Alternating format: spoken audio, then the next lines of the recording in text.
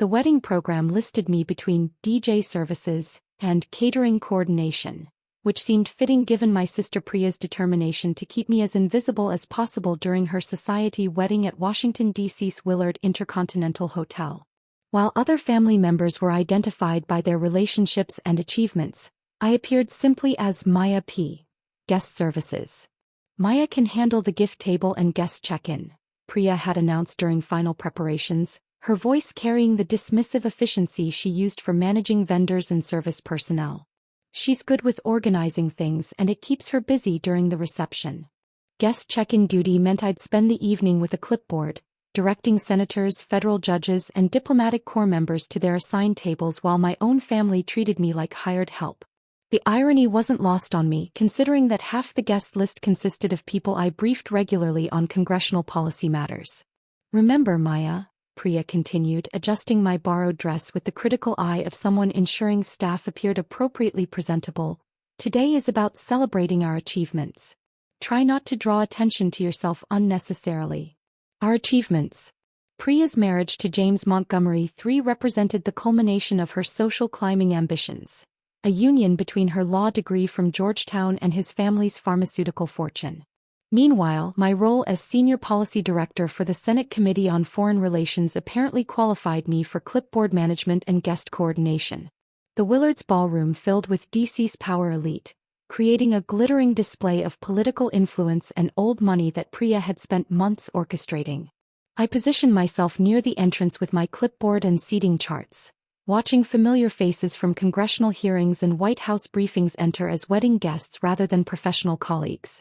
"Excuse me," Senator Patricia Walsh approached my check-in station, her expression showing mild confusion. "I'm looking for Maya Patel. She was supposed to brief me before the ceremony about tomorrow's committee hearing." Senator Walsh chaired the Armed Services Committee and had specifically requested a pre-wedding consultation about classified defense appropriations.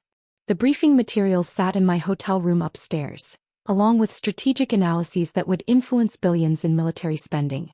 "I can help you find her," I replied diplomatically, noting how Priya's wedding planning had made my professional obligations significantly more complicated. The hotel staff said she was working the event tonight, but that seems unlikely given her position. Perhaps there's some confusion. Confusion indeed. My family's understanding of my career had never progressed beyond Maya works for the government, despite 6 years of developing legislation that affected international trade, defense spending, and diplomatic relationships. "Priya."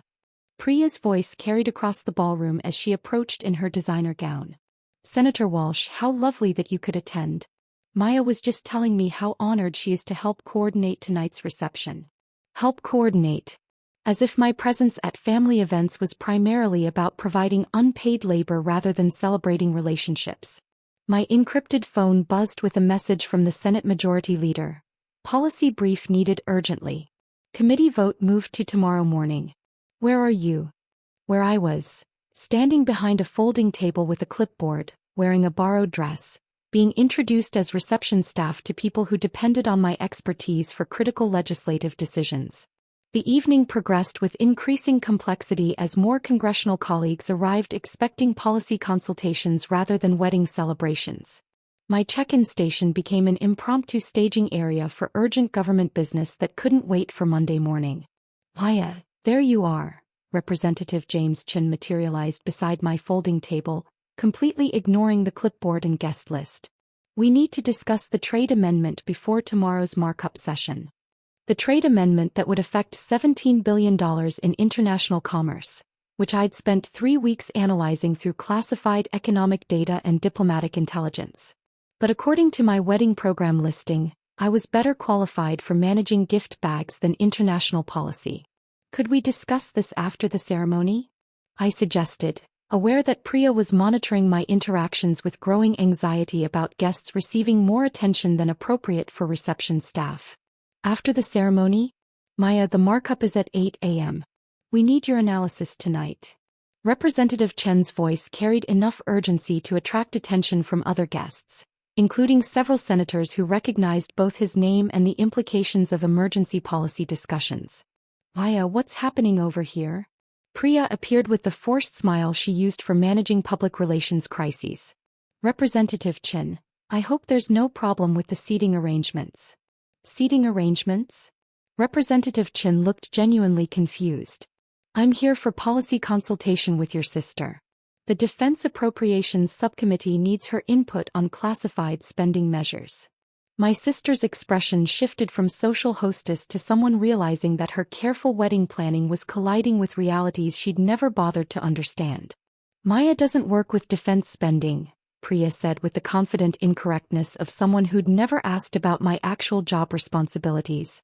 She does filing work for congressional offices. Filing work.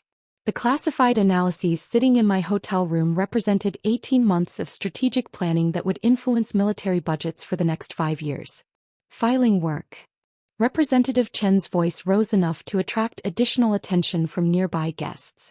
Maya chairs the Foreign Relations Committee's policy development team. She wrote the framework for our entire Southeast Asia trade strategy.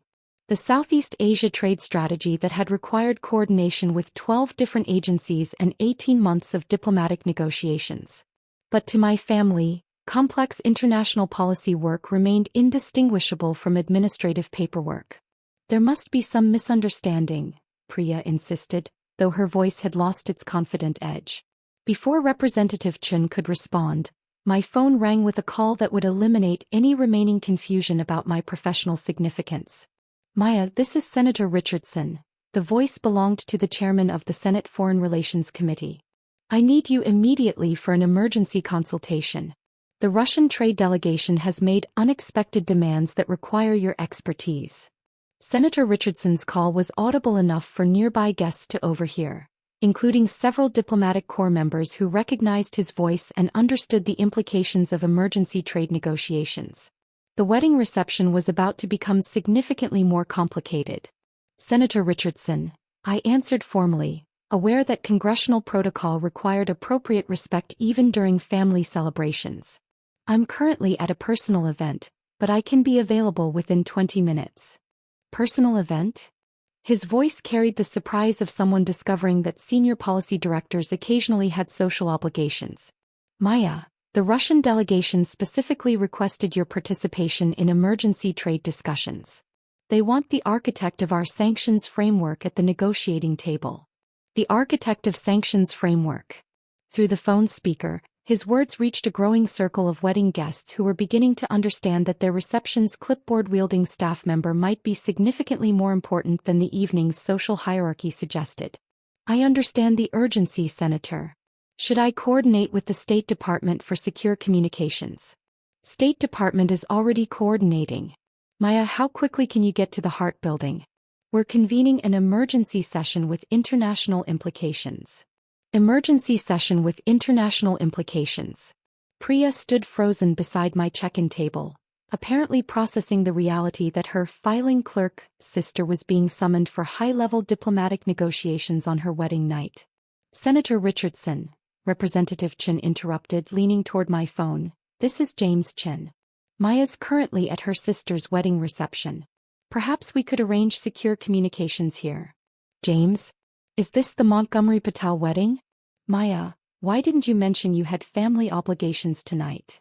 I mentioned it, I replied diplomatically, but emergency policy work takes priority over personal celebrations.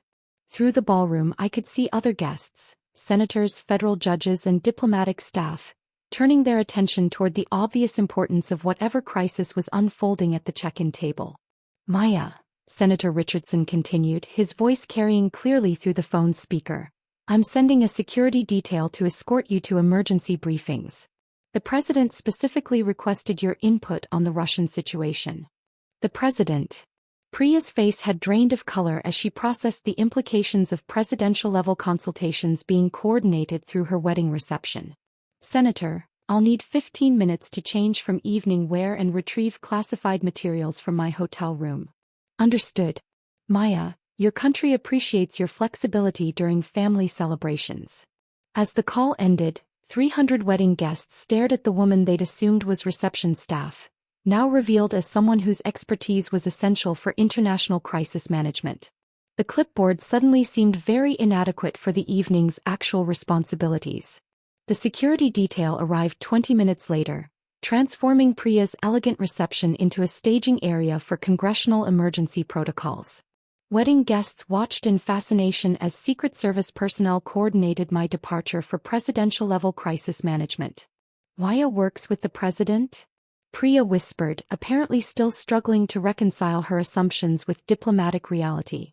"Among other responsibilities," I replied, gathering classified materials while guests took photos of the security motorcade outside the Willard's entrance. The immediate consequences were swift and permanent. James Montgomery III's pharmaceutical family, who'd spent the evening networking with important political connections, discovered they'd been dismissing the most valuable policy contact at their own wedding. Representatives Chin, Walsh, and 6 other congressional colleagues spent the remainder of the reception discussing legislative priorities with Priya and James, who struggled to explain why they'd relegated a senior policy director to guest check-in duties. 3 weeks later, the Russian trade negotiations made international headlines, with my policy framework preventing economic concessions worth $40 billion. The wedding program listing me as guest services now hangs framed in my congressional office, a reminder that the most important conversations sometimes happen at folding tables with clipboards. Sometimes the most powerful position is the one hiding behind borrowed dresses and seating charts.